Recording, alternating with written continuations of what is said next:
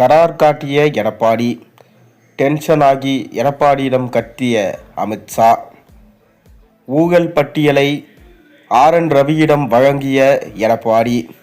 விஜயை பாஜகவுள் தட்டி தூக்கும் அமித்ஷா. 2026 சட்டமன்ற தேர்தலை ஒட்டி அதிமுக பாஜக கூட்டணி அடுத்தடுத்த நகர்வுகள் குறித்து ஆலோசித்து வருது. இந்நிலையில் திமுகவை வீழ்த்த வேண்டுமென்றால் பீகார் மாடல் தான் சரி என பாஜக தலைமை முடிவெடுத்திருக்கு. அதாவது சிராக் பஸ்வான் உள்ளிட்ட கட்சிகளை நிதிஷ்குமார் கூட்டணியில் சேர்த்த நிலையில் தமிழகத்தில் OPS டிடிவி தினகரனோட எடப்பாடி பழனிசாமியும் சமரசத்துக்கு தயாராக வேண்டும் என்று அமித்ஷா வலியுறுத்தியதாக தகவல்கள் வெளியாகியிருக்கு. 2024 லோக்சபா தேர்தலில் அதிமுக மற்றும் பாஜக தனித்தனியாக போட்டியிட்டு தோல்வியடைந்தது. ஆனால் இரு கட்சிகளும் பெற்ற வாக்குகளை சேர்த்து பார்த்தா 26 தொகுதிகளில் வெற்றி பெற முடிந்திருக்கும் என இரு தரப்பினரும் பின்னர் அடுத்தடுத்து பேசி வந்தாங்க. இதன் பிறகு 2026 தமிழக சட்டசபை தேர்தலை முன்னிட்டு அதிமுக பாஜக கூட்டணியில் மீண்டும் உருவானது. அப்போது அண்ணாமலை மாற்றப்பட்டு நயினார் நாகேந்திரன் தமிழக பாஜக தலைவராக நியமிக்கப்பட்டார். இதனால் அதிமுக பாஜக உறவு சுமூகமாக இருந்தது. ஆனால் 9 மாதங்களாகியும் அந்த கூட்டணியில் புதிய கட்சிகள் சேரவில்லை. இதற்கிடையில் தமிழக வெற்றி கழகம் விஜய முதல்வர் வேட்பாளராக ஏற்கும் கட்சிகளோடு மட்டுமே கூட்டணி அமைப்போம் என்று அறிவித்ததனால அவர்களுடன் கூட்டணி வாய்ப்பு குறைந்துவிட்டது. பாமக, தேமுதிக மற்றும் புதிய தமிழகம் போன்ற கட்சிகளிடம்தான் பாஜக மற்றும் அதிமுக கவனம் செலுத்திட்டு வருது.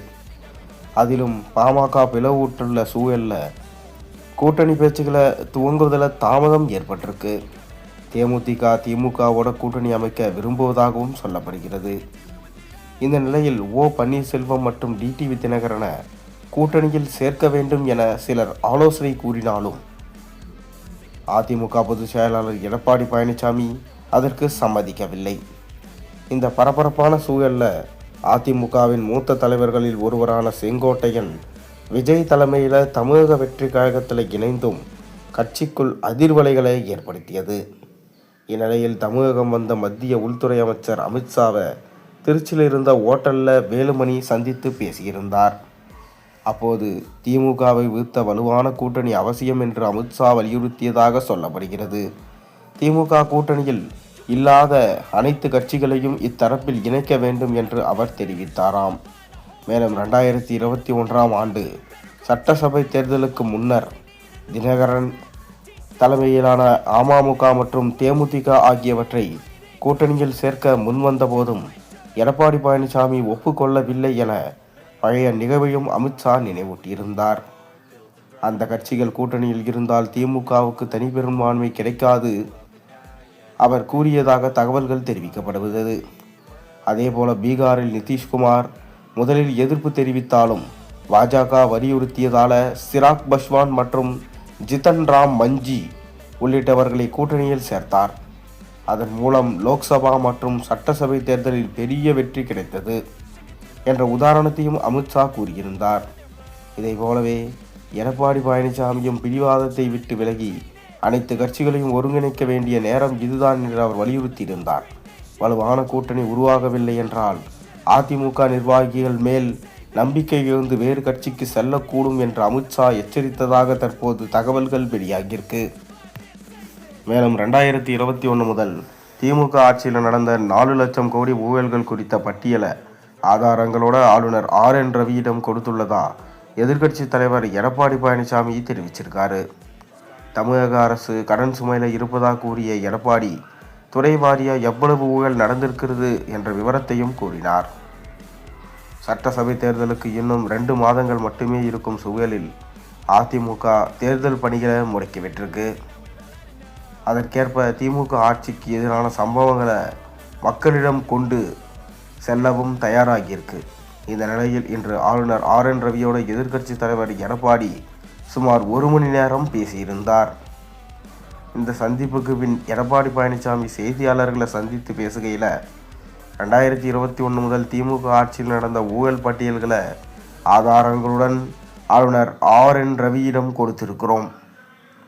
இது தொடர்பாக விசாரணை கமிஷன் அமைத்து விசாரணை மேற்கொள்ள வலியுறுத்தியிருக்கிறோம். திமுக ஆட்சியில் தமிழ்நாடு கடன் சுமையில் இருக்கிறது. கடந்த 56 மாதங்களில் 4 லட்சம் கோடி கடன் வாங்கியிருக்கு. இதுதான் திமுகவின் சாதனை. ஊழல் தவிர திமுக எதுவுமே செய்யலை என சொல்லியிருக்கிறார். எந்தெந்த துறையில் எவ்வளோ லஞ்சம் வாங்கியிருக்கிறாங்க அப்படின்றதையும் சேர்த்து 4 லட்சம் கோடி திமுக ஆட்சியில் ஊழல் நடைபெற்றுள்ளது. உச்சநீதிமன்ற ஓய்வு பெற்ற நீதிபதி தலைமையிலான விசாரணை கமிஷனில் விசாரணை நடக்க வேண்டும். அதே போல் மாணவர்களுக்கான லேப்டாப் திட்டத்தை தற்போது அறிவித்தது முன்கூட்டியே செயல்படுத்தி இருக்க வேண்டும். ஆனால் திமுக லேப்டாப் கொடுத்ததே மாணவர்களை கவர்வதற்காக மட்டுமே. தேர்தலுக்கு முன் வாக்குகளுக்காக லேப்டாப் கொடுத்து என்ன பயன்? திமுக தோல்வி பயம் வந்துவிட்டது. அதன் காரணமாகவே பொங்கல் பரிசாக 3000 அறிவித்துள்ளார் என தற்போது தெரிவிக்கப்பட்டிருக்கு. மேலும் தமிழ்நாட்டில் எதிர்க்கட்சிகளை ஒருங்கிணைத்து NDA கூட்டணியை உருவாக்க முயலும் பாஜக நடிகர் அரசியல்வாதி விஜயின் தமிழக வெற்றி கழகத்தோட கூட்டணி குறித்து தீவிரமாக ஆராய்வதா வட்டாரங்கள் தெரிவிக்கின்றாங்க. காங்கிரசுடன் தாவேகா கூட்டணி வைப்பதற்கு முன் தாவேகாவை தங்கள் பக்கம் ஈர்க்க வேண்டும் என பாஜக திட்டமிட்டிருக்கிறதா சொல்லப்படுகிறது. தமிழ்நாடு வருகையின் போது கட்சி மையக்குழு கூட்டத்தில் அமித்ஷா பேசுகையில் வரவிருக்கும் சட்டமன்ற தேர்தலில் வெற்றி பெறுவதற்கே கவனம் செலுத்த வேண்டும் என வலியுறுத்தியிருந்தார். 2021 சட்டமன்ற தேர்தலில் 234 தொகுதிகளில் 4 இடங்களை வென்ற பாஜகவால் 2024 மக்களவைத் தேர்தலில் ஒரு இடத்தை கூட பெற முடியவில்லை என்பதனால அவரது அறிவுறுத்தல் ரொம்பவே முக்கியத்துவம் வாய்ந்ததாக பெறுகிறது. மேலும் பாஜகவோட முக்கிய நிர்வாகிகள் விஜயை சந்தித்து கூட்டணி குறித்து பேசினார்களாம். ஆனால் இந்த மறைமுக பேச்சுவார்த்தைகள் அல்லது அரசியல் கூட்டணிகளில் தனக்கு தற்போது ஆர்வம் இல்லை என விஜய் தொடர்ந்து மறுத்து வருகிறார். இந்த யோசனை மீண்டும் எழுந்தபோது நடிகர் விஜய் ஒரு உறுதியான கருத்தை தெரிவித்ததா உள்வட்டாரங்கள் கூறுகின்றாங்க.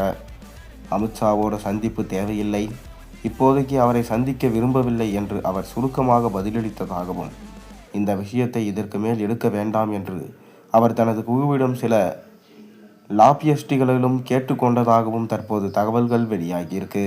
பொறுத்திருந்து பார்ப்போம் விஜய் யாரோட கூட்டணி வைக்கப் போகிறார் என்று.